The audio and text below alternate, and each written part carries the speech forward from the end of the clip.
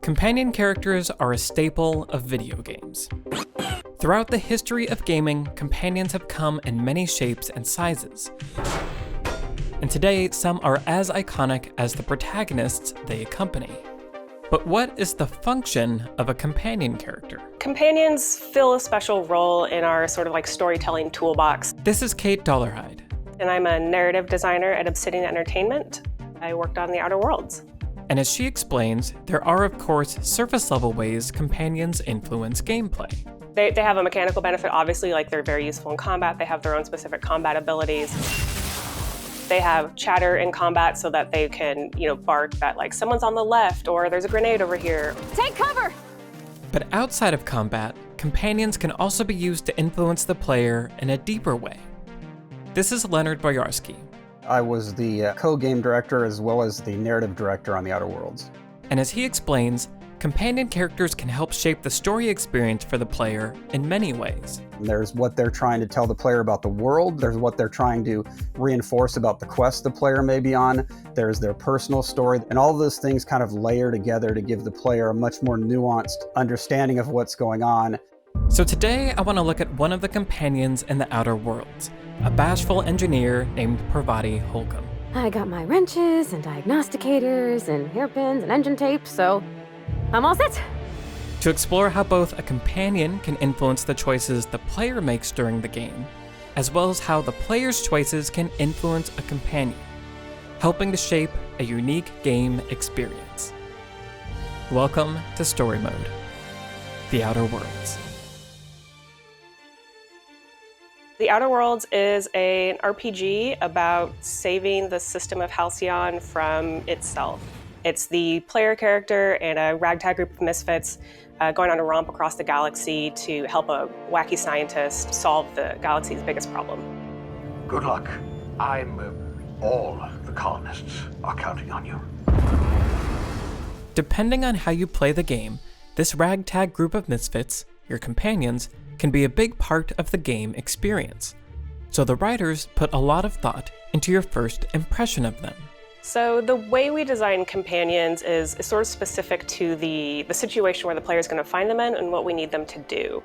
A companion like Parvati, for example, she is introducing the player to Edgewater and to the specific sort of plight of workers in Halcyon. Edgewater is one of the many settlements spread across the Halcyon system. The local workers are struggling to make ends meet, falling ill, and deserting the town altogether. When you speak with the administrator in charge of Edgewater, Reed Thompson, you also meet one of the town's indentured workers, Parvati Holcomb. When you first see her, you go up into Reed Thompson's office, and he's berating her as you're watching. I'm sorry, Mr. Thompson, sir. You asked why it's taking so long to fix. The answer's technical. Don't apologize. Just try using small words for me. And then you talk to her, and she's sort of in this kicked puppy mode, but she's still very upbeat and excited to meet someone new and go on an adventure. It's a little manipulative, I have to be honest, because what we're trying to do is we're trying to get the player to immediately like and empathize and sympathize with this person. While talking to Reed Thompson, you explain that you're looking for a power regulator so you can get your ship off the ground. Only regulator we got is hooked up to the town transformer. I can't let you have our power regulator, but I happen to know of another one. There's a power regulator in the old botanical lab. It's mostly abandoned, so all that power is being squandered. But the botanical lab is inhabited by a group of deserters, frustrated workers who have left Edgewater and chosen to make a new home for themselves. I could come in useful. I mean, if that's all right with you, Mr. Thompson. Parvati volunteers to help you, and unlike Reed Thompson, it's clear that Parvati is someone who is full of empathy, even for the deserters. To Mr. Thompson, a person's a gear. It does its job quiet-like. If it squeaks or stutters, it gets replaced. The deserters are decent folk. Mr. Thompson's aiming to take away their power. They'll have no lights to see, nor heat to cook. They'll be at the mercy of marauders, or worse. Establishing the values of companions is useful because companions can affect how you think about the choices you make in a game. And choices are a big part of the Outer Worlds. We've really focused on player choice as kind of the ultimate goal because we feel that's a fantastic way for players to engage with the game and feel like their character is making a difference, and it lets them play the character the way they want. So having a companion like Parvati or any of the other companions there to kind of comment on what the player is doing from their perspective is kind of a nice way to reinforce or underline things that we want to make sure the player knows. In order to secure a power regulator for your ship, you're going to have to make a choice. Do you redirect the power from the nearby geothermal plant back to Reed Thompson and Edgewater, or to the deserters at the Botanical Lab? Because Reed Thompson comes off as cold and condescending, the player might be inclined to decide against him and Edgewater, without considering the long-term consequences. And we were really having a hard time getting players to kind of really feel like what the stakes were. The level designer and writer for the area were the ones who came back to us and said, it'd really help if Parvati grabbed you right before you made the choice where you're going to send the power to, and kind of reiterated the choice that the player's making and what it means. So right before you make your decision, Parvati, who is a native to Edgewater, stops you and makes her case. Do you understand what you're about to do? I don't think you should cut off Edgewater's power. I think it would be cruel. The town's got some good people in it. Decent, hard-working folk just living their lives the only way they know how. They don't deserve to be punished. Now the player must consider not only where the power should go, but also what Parvati will think of your decision. This is a great example of how a companion can be used to reiterate and reinforce the stakes of a difficult decision, encouraging players to make a choice they may not have otherwise considered. But while companions can influence the choices you make, your choices can also influence your relationship with companions. Most of the companions in the Outer Worlds come with a specific personal quest that pertains to their emotional character arc. Among other things, these side quests allow the player to shape their relationship with the companion. In the case of Parvati, your role in her personal quest is to help her navigate her first real crush. Parvati's quest begins when the player lands at Groundbreaker, and she says, there's an incredible engineer here on Groundbreaker. So the player goes to meet Junlei Tennyson, who is the chief engineer of Groundbreaker and also basically its captain. Since you run a whole space station, I was wondering if, maybe you could teach me some things. I'd be happy to make the time, Parvati. You can ask me anything. This is a big deal for Parvati. Here's an engineer I've never met before who can teach me incredible things, but also girl cute. What do I do with these feelings about girl cute? This all sort of gets wound together in a little anxious ball that she then, sort of thrust at the player and be like, please help me deal with this. Captain, I'm feeling all mixed up right now. Could we maybe head to the Groundbreaker? Get some drinks at that bar there? The Lost Hope? As you provide Parvati with advice about everything from what to drink to how to navigate her situation with Junlei, the responses you choose create a unique conversation and a unique experience of your relationship with a companion. Oh, no, it's good. I'm fine. I just didn't expect it to taste like, propellant. Those little bits of very minor reactivity, like reacting to the thing that she drank, it doesn't have a huge effect on the story, but what we're showing to the player is that the way you interact with these characters and the way you treat them, they do have unique and real responses to that. Those kind of conversations are really fun to design because unlike a traditional script where things can only go one way, we need to represent a lot of different player personality types. But in order to allow players to craft unique relationships, the dialogue options have to represent a lot of different personality types. So, what does that actually look like? Well, it looks like this. This is the software in which conversation scenes were written for the Outer Worlds. The conversation consists of nodes, each of which usually represents a line of dialogue. The nodes are color-coded. The red ones contain the dialogue for the NPC, as well as occasional notes for the voiceover performer, and the blue nodes contain the player's possible responses.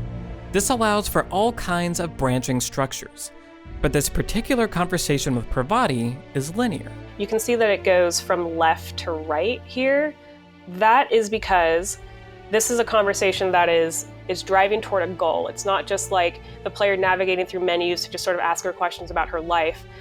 We are trying to get Parvati into the bar, through the drinking, out of the other end with a new goal on her personal quest. So after selecting a drink, Parvati dives into the problem at hand.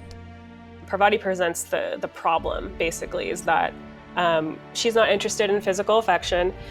This has caused her problems in the past with previous relationships, and she doesn't know what to do about this with Junlei because she doesn't want to mess it up.